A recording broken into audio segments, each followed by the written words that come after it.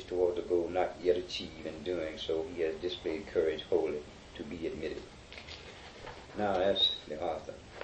Now this was the first letter, March the 1st, 1938, and I found out, I was back in Mississippi now, and I was in a little old town called Taylor, Mississippi, which is about 10 miles south of Oxford, Mississippi, where William Faulkner was born. Mm-hmm. And I was living in Oxford, but I was teaching in a country school in Taylor, Mississippi. So when the news came out, and I wondered if this was the same guy. Now, see, I left in 33 and I went back south, see. Mm-hmm. And I wondered if this was the same Dick Wright that I knew. See, immediately, I think it was Harper's who published his first book, so I just forwarded a letter to Harper's publishers. And this was March the 1st, 1938, was the return letter number 1. Well, Big Mama, he called me, this is that nickname. Was glad to get your card, but it's been a long damn time since we've seen each other, huh? How are you coming along, Joe? Married, teaching, working at anything? I reckon you were rather amazed to hear that I'd gone to the great big city. Yes, I thought I was about ready to click. So I got together my duds and caught a bus. Been here about a year now, working hard, and I suppose you read of the $500 prize I won. Yes, I suppose miracles do happen. You know, Joe, I waited a long, long time for this. It's not much, but I hope it's a beginning. The book for which the prize was awarded will be published on March the 23rd by Harper's. And incidentally, I have an announcement, I think I left that somewhere, of the book when it first came out, that Wright had them to send me an announcement of his Harper's publishing book. Buy a copy, boys. See what your old schoolmate and friend has done with the passing years. Write me and tell me how the South is. I was thinking vaguely about going south this summer for a while. Don't know for sure, but just thinking about it. What are you doing this summer? You're in Oxford, Mississippi. Is not that where William Faulkner lives? You know how I like that guy's works. Write me the dope and lowdown, boy.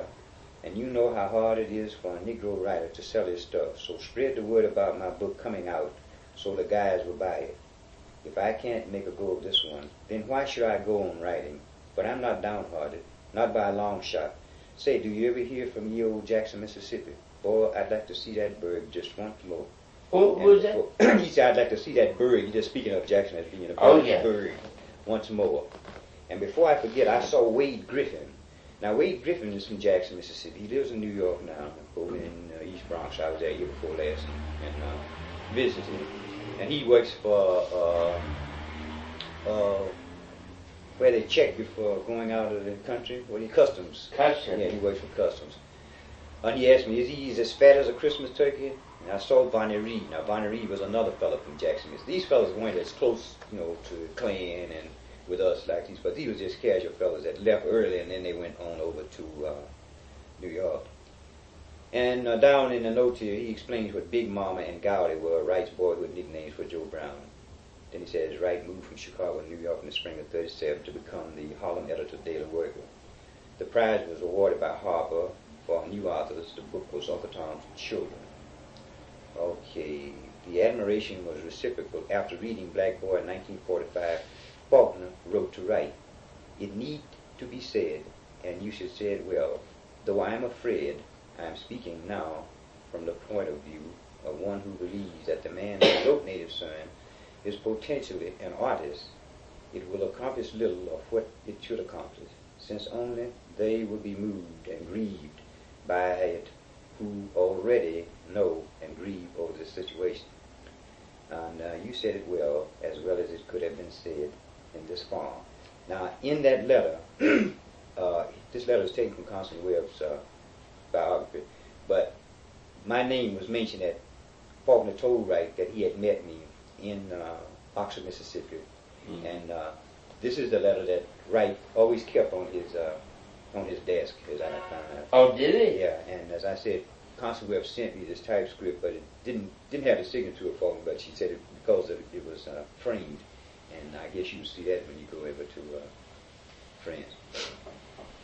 Now, this was March 1st, then this is another letter, March the 5th, 38. Got your letter yesterday and was damn glad to hear from you.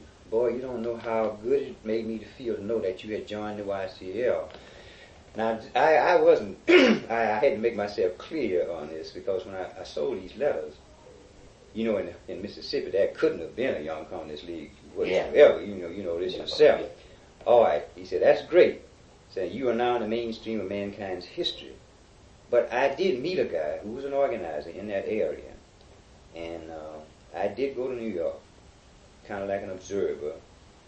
And but as being a man of any party or carrying any cards, I just didn't, well, it was just too far-fetched to be living way down in Mississippi, even talking about a thing. Mm-hmm. But this organizer had encouraged, we had what we call a kind of, in Oxford, Mississippi, a businessmen, black businessmen and professional men group club. So they encouraged, this organizer encouraged them to send delegates. And I was delegated one time, and this is how this whole thing came about. What year about was that? It was 37. Did you see Jacobs? No, I missed him. I don't know why I missed him, but I missed him. But he did see a woman from that same area that came from the area that I lived. But on that particular occasion, he was out of the city someplace, and I didn't get a chance to see him.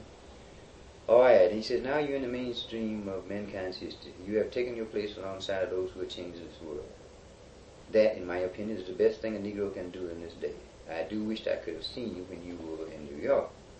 When do you expect to make another trip here? By all means, let me know so I'll see you. Did you get my last letter? Write and tell me just how things are going with you. Boy, you ought to live in New York a while and get the feeling of this great movement of ours. As I told you in my last letter, Uncle Tom's Children will be published on March the 23rd by Harper's. It is a book of 4 long short stories. And Joe, it deals with old Mississippi, your home state and mine. And I hope those crackers down there will read it. And what you are doing, teaching, since you're living in Oxford, then you must be married. I'm now working here in New York on the Federal Writers Project. During last summer, I worked for the Daily Worker.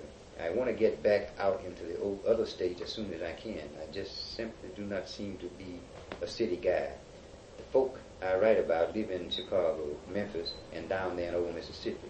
Do you ever see Jesse Fly? Now, Jesse Fly is a fella that came along with us back in that 5th grade. He wasn't a member of our close-knitted clan, but Jesse was kind of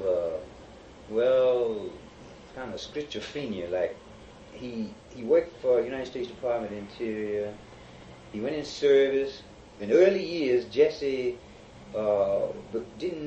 he finished high school in Jackson.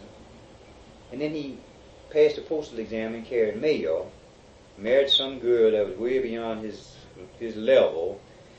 And Jesse was a peculiar kind of fellow. His daddy owned quite a bit of rent houses, and his daddy had a dray, he used to hold, like they call trucking.